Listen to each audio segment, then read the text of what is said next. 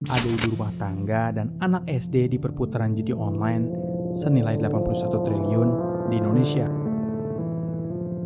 Ini bukan kasus yang pertama kali terjadi di Indonesia. Bunuh diri karena terjerat pinjol pemirsa di sepanjang tahun belakangan ini memang sudah marak terjadi. Yang bersangkutan istilahnya bahasa yang gampang mudah kita kenal, gali lubang tutup lubang. Seorang ibu rumah tangga di Desa Selomarto, Giriwoyo, Wonogiri, Jawa Tengah nekat mengakhiri hidupnya setelah terjerat kejamnya pinjaman online. Polisi menemukan surat wasiat korban dengan catatan hutang-hutang milik korban di TKP. Polisi juga mendapati fakta korban kerap diintimidasi para penagih hutang. Halo teman-teman semuanya, selamat datang di Anak Teknik Indonesia. Sedih sih, tapi mau gimana lagi? Nyadarin orang yang udah kecanduan judi online gak semudah ngembalikin telapak tangan. Ya semoga video ini bisa ngebuka sedikit kalian yang punya pikiran supaya stop main slot dan mulai YPPA yang positif-positif aja. Judi online seolah-olah jadi hal yang biasa. Gimana enggak? Tua, muda, kaya, miskin main game haram satu ini.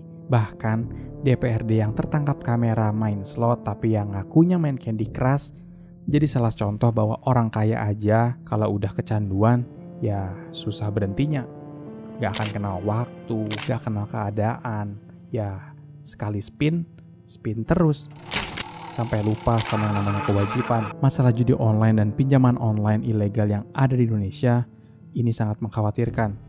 Gimana enggak, ini bakalan jadi kombinasi yang cocok untuk merusakkan kebahagiaan, merusak keuangan, merusak keluarga, bahkan gak jarang ini bakalan berakhir tragis seperti berakhirnya hidup seseorang. Kali di Kompas Siang, saudara, seorang mahasiswa Universitas Indonesia ditemukan tewas di dalam kamar indekos di wilayah Kukusan Beji, Depok, Jawa Barat.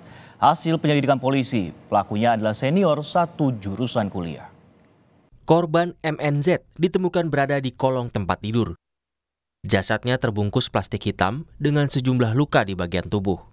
Menurut Menteri Komunikasi dan Informatika, Budi Aris Setiadi, Indonesia saat ini sedang menghadapi masalah serius terkait judi online dan pinjaman online ilegal. Beliau juga udah menjadwalkan pertemuan dengan Kapolri, Jenderal Polisi Listio Sigit Prabowo untuk membahas langkah-langkah penanganan kedua masalah ini. Dalam pernyataannya, Budi Aris Setiadi menyatakan bahwa tugas Kominfo adalah dengan memblokir dan menonaktifkan situs-situs judi online. Sementara penegak hukum adalah tanggung jawab dari kepolisian. Data yang diperoleh dari Kepala Biro Humas Pusat Pelaporan dan Analisis Transaksi Keuangan, Natsir Kongah, mengungkapkan bahwa perputaran uang lewat judi online terus meningkat dari tahun ke tahun. Pada tahun 2021 aja, perputaran uang judi online mencapai 57 triliun. Dan ini meningkat signifikan menjadi 81 triliun pada tahun 2022. Ya, rinciannya terdapat 3.446 dan melonjak hingga 11.222 laporan pada 2021. Dan pada Januari 2023 tercatat 916 laporan, Februari sebanyak 831 laporan, dan Mei naik menjadi 1.096 laporan. Ini banyak banget. Hal ini jadi perhatian serius karena melibatkan berbagai kalangan, termasuk ibu rumah tangga dan bahkan pelajar sekolah dasar sekalipun. Budi Aris Setiadi juga menekankan bahwa judi online memiliki daya tipu luar biasa dan bahkan ini merugikan dan meresahkan masyarakat. Kalau ditanya, developer judi online mana sih yang sukarela memberikan tiap orang kekayaan yang cuma-cuma? Coba, ya dipastikan gak akan ada. Judi online gak hanya tentang menekan tombol atau mengocok dadu virtual aja, tapi di balik layar, teknologi canggih mengendalikan setiap aspek permainan, termasuk aliran data, peluang, dan hasil akhir. Ini membentuk fondasi perjudian online. Gambling is used extensively all over the world to launder money. If I was to estimate, based on the amount of accounts I've seen of that nature, it would have to be millions and millions of dollars that are laundered every year. It's just a scam. The fact that nobody can win, we only want losing customers. That's it. it was just fucked. And they know what advertising works, what algorithm works, they know how to maximize their profit, which is to get people to lose more and more. It is just... Yang pertama pasti penggunaan algoritma yang hanya developer yang tahu. Di inti teknologi ini, judi online menggunakan algoritma yang kompleks. Algoritma ini memiliki dua tujuan utama.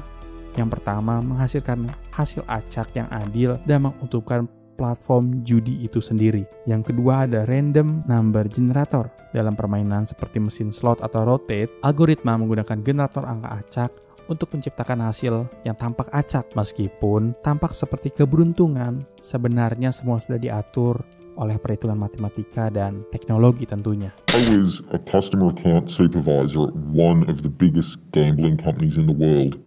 With 21st century technology, the punter doesn't really know what's going on. And behind the scenes, there's all of this maths going on that analyzes your betting and ensures the company wins. It will always win. Dan yang paling penting, para developer sudah menyesuaikan peluang. Teknologi ini nggak hanya menciptakan peluang tetap, tapi algoritma dapat menyesuaikan berdasarkan data dan perilaku pemain. Jika seseorang kecenderungan bermain lebih lama, peluang menang mungkin akan lebih sedikit, berubah untuk mendorong mereka terus bermain. This would be categorized based on their profitability. So if a customer lost millions of dollars, they would be labeled a VIP. And only the best staff would talk to them. But if you were a problem customer, that meant that you were winning money. So you'd be labelled with a big badge that said that you're a problem and that needs to be dealt with. Kalau gitu ceritanya, lebih percaya Billie Eilish dari nganjuk daripada kaya raya lewat jalur slotnya Jus. Situasi ini semakin memperparah ketika kita menyadari bahwa pinjaman online ilegal juga terus meningkat dan sulit dibendung. Ini menimbulkan potensi penipuan terhadap masyarakat tentunya. Pinjaman online ilegal seringkali menargetkan ibu rumah tangga, guru, anak muda, mahasiswa, atau kalangan bawah lainnya. Terus, apa yang udah dilakukan pemerintah? Tentu aja, langkah-langkah penanganan masalah ini nggak bisa selesai dengan cara instan. Namun, pemerintah sudah mengambil langkah awal dengan melakukan takedown terhadap ribuan situs judi online oleh Kementerian Kominfo. Selain itu juga, peningkatan kerjasama antara Kementerian Kominfo dan kepolisian diharapkan akan memberikan hasil yang lebih efektif dalam mengatasi masalah satu ini. Coba share video ini kalau ada teman kamu atau keluarga terdekat kamu yang susah untuk berhenti judi online dan sudah masuk kecanduan. Jadi itu pembahasan tentang judi online yang telah melibatkan banyak kalangan dari ibu rumah tangga hingga anak SD.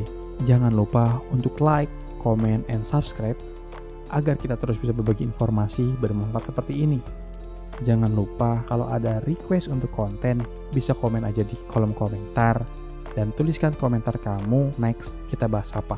Terima kasih sudah menonton, sampai jumpa.